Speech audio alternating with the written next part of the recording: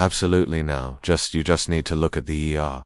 Who is not on the guest list today at this summit, America. This is about Ukraine's other allies, working out how it is going to plug a gap left by a White House that is, as you say, aligning with Moscow, adopting a far less sympathetic approach in some cases, hostile to its continued support for Ukraine and its support or endorsement really of Russia's invasion, such has been the shattering of its foreign policy. Now President Zelensky has spoken. He's talked about Vladimir Putin not wanting to exchange something for peace. He's looking at summits like these for Ukraine and the countries around it to come up with its own proposal to counter what Russia is seeking to do. He's proposed a complete prisoner of war exchange to kick things off in this pro-peace process. It's been a rare area of cooperation between Ukraine and Russia, and he suggested that all PS would be exchanged as a first stage. But these are uncertain times. We've been speaking to Ukrainians here on how they see their path to peace. K's 120 wild funicular with 2 stops.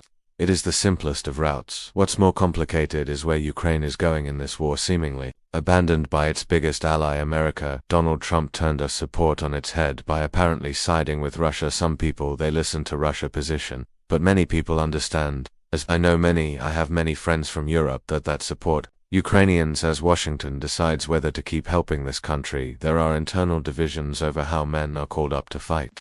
Everyone should fight except the sick, because if everyone had done that from the start and not hidden, we would have had peace for a long time already. Ukrainians do want peace, but not at any price. It wants security, guarantees that Russia won't invade again. America, so far, is reluctant to give them decon listed as a drone pilot. Last year I asked him, impact the politics have had on him and his comrades. To me personally, it doesn't change a thing.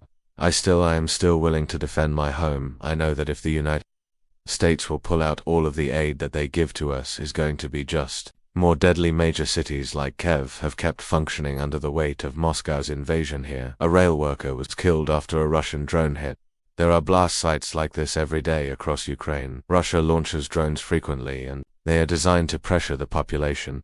But why now is different is that it is also America applying its own pressure on Ukraine to accept its conditions for future help. The force from the blast shattered the windows of Zoya's flat. She lives here with her elderly mum. She's anxious, so she prays every day for the war to end. But would she take the quick peace Donald Trump wants? Our country is our country and it must remain ours. Giving up territories is wrong and unnecessary. There has to be an agreement. But what does that agreement look like? Ukraine and Europe aren't even at the negotiating table as they work out how to stand up to Russia without America. For the first time since the Second World War, we're hearing a lot about an American proposal to get access to Ukraine's natural minerals. Washington wants the rights to $500 billion worth of Ukraine's minerals in exchange for the military help it's given in the past and what it would provide in the future. It's very much a transactional approach, and our President Zelensky is resisting. He's saying he's not going to sell his state. He's saying it would